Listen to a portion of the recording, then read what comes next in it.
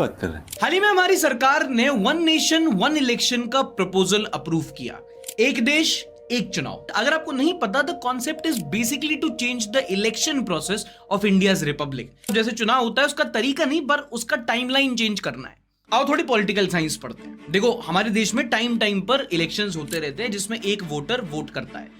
Lok Sabha election, जिससे हम सांसद चुनते हैं, जिससे देश की केंद्र सरकार और प्रधानमंत्री चुना जाता है। फिर विधानसभा के इलेक्शन, जिससे विधायक चुनते हैं और स्टेट गवर्नमेंट बनती है, चीफ मिनिस्टर चुना जाता है। और फिर लोकल बॉडी, पंचायत, मेयर के चुनाव तो होते ही रहते हैं। लेकिन एक कॉन्सेप्ट होता है वन नेशन वन इलेक्शन, मतलब कि पूरे देश में एक ही बार इलेक्शन होगा। इसका आर्ग्यूमेंट ये है कि बार बार चुनाव होने से सरकार के बहुत सारे रिसोर्सेज और पैसा खर्च होता है, और चूंकि नेता कभी किसी स्टेट में कभी किसी स्टेट में रैली करते रहते हैं, तो गवर्नेंस भी कॉम्प्रोमाइज होता है। तो वन नेशन वन इलेक्शन कहता है कि भाई 5 साल में एक ही बार सारे चुनाव करवा लो। पहले लोकसभा के, फिर विधानसभा के एक साथ वोट डल जाएंगे, और 100 दिन बाद जो लोकल बॉडी के उनके वोट डल जाएंगे। तो एक ही बार में पूरी प्रक्रिया खत्म, 5 साल के लिए फ्री। मस्त प्लान है। लेकिन इसमें एक कैच है, मसाला नहीं मसला।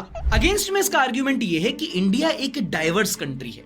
यहां पर स्टेट और सेंटर के चुनाव अलग अलग इसलिए होते हैं क्योंकि मुद्दे भी तो अलग अलग हैं।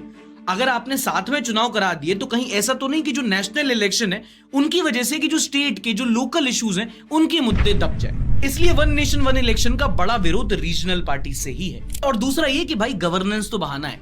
एक डेमोक्रेसी में टाइम टू टाइम इलेक्शन होना जरूरी है, ताकि वोटर को भी सरकार को फीडबैक देने का मौका मिलता रहे कि आपने एक कोई डिसीजन लिया, पसंद नहीं आया, ठीक है, अगले चुनाव में बताते हैं। अब 5 साल में एक बार चुनाव होंगे तो आप 5 साल तक तो कोई भी डिसीजन लेते रहोगे, हम कुछ कह नहीं पाएंगे। हमारे घर में भी नहीं चलती, हमारे इलेक्शन में भी नहीं चले, ऐसे थोड़ी होता है। बड़ी शिकायत है आपको।